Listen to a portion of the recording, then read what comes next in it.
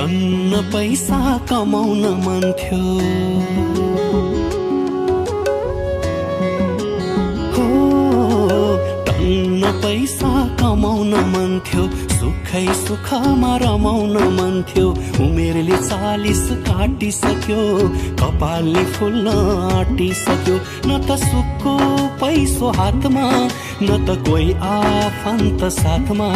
न त सुखको पैसो हातमा, न त तिमी नै छौ साथमा।